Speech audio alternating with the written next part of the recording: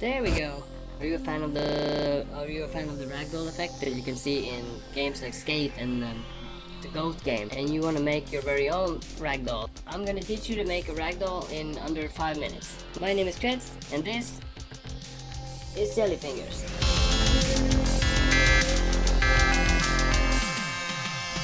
Alright, let's get started. The first thing you need is a rig of a character or a bunch of objects that represent a character. We're gonna make all the limbs into rigid bodies so that they are taken care of by the physics engine, and then we're gonna add joint components to them to make them flap around realistically. So let's get started. Alright, so assuming you have Unity installed, all you need to do now is just to make a quick character, and then we're just going to add the right components. Right, let's fire up Unity and get started. So you just open Unity Hub, then we're going to make a new project, name doesn't matter, and we're just going to start creating the body parts of our ragdoll. Torso, Control D to duplicate, and we rename each object. Head, right arm, right forearm, wrist, Control D, right leg, right knee, right foot. Select all those and duplicate. Rename the ones on the left side.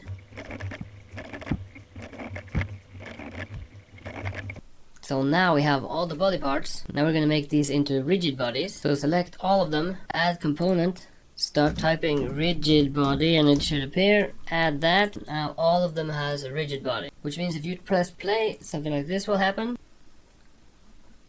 They will fall, but they have nothing to collide with. So we're gonna create a floor and move it underneath our character. So if you press play, you will see that he falls down, but this is not how we want it. So we're gonna add joint components to all these parts to make them attach to each other. So you can click add component and start typing joint, and you will see character joint. Let's go with character joint. Now all of them have the character joint component. So is anything different gonna happen if we press play? Well, now nothing happens, because we need to tell each part which other part they're connected to. So for example, this foot should be connected to that calf, and this calf should be connected to this thigh, and this thigh should be connected to this hip, and so on. So on this foot, I want it to be connected to this knee joint. So on this foot, I'm going to select the right knee and put it in there. And the same with this one. I want that to be connected to this one, the leg. So on the knee, I select the leg and put that in there. Same with this one. So here the first torso, there. And we need to do the same thing on the left side. So on the left foot, let's put the left knee. On the left knee, let's put the left leg. On the left leg, let's put the torso 1.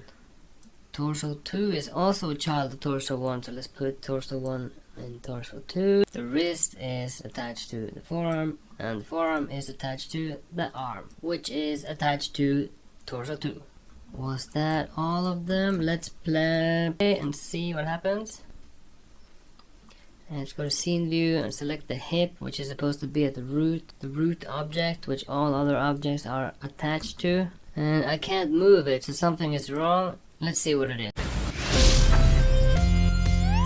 Want to get started with electronics? Get an Arduino in a Jellyfingers shop for just $23.99. Or better yet, get an Arduino kit, including an Arduino, cables, breadboard, LED light, joystick, motors, and several displays for only $55.99. And that's a good deal.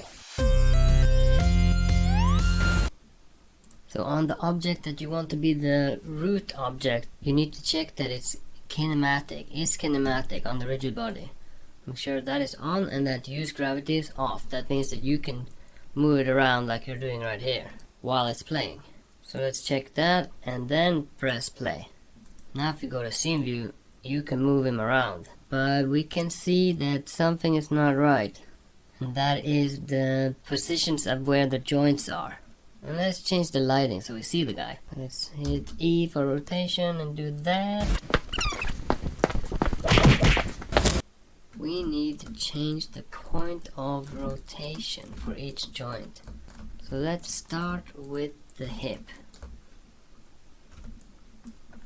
You see that cross? That is the anchor point. And the anchor point means that it's rotating from there. But that won't matter on this root object because we're controlling this object, so it doesn't really matter. But on this one, you see how it's up here? And since this is attached to this, we definitely want the anchor point to be there, so that when it rotates, it's around that point and not the center like it's here. So let's change that here. Let's start to drag and you see it go down. And let's try 0.5. And there you go, let's go with that. Now you think about each limb and think where the anchor point of the point of rotation is. On the wrist you can see it's basically correct. On the forearm it's correct too. And on the arm, well, that's good.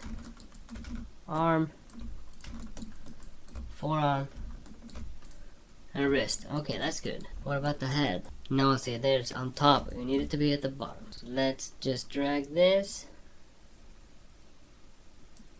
0.5. Let's check the feet.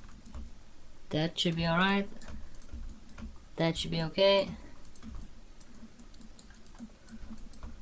But here we need to just go a little bit further back in the Z axis. Let's try Z. Go back a little on Z and you should go and you should get to that position. Now repeat with the other foot. And now each of the limbs should be hinged at the right anchor point. Press play, enter scene mode, grab the root object, and that is much better. So now you have a happy ragdoll person. And one last tip, if you want the hip to fall on its own, you can just remove the character joint component, uncheck is kinematic, so that means you can move by the physics engine, and turn on the use gravity. And now if you play it, he'll fall to the ground and you can just pick him up and do all sorts of things with him through code and manually through grabbing this object. So now it's handling by the physics. So now it's being handled by the physics engine.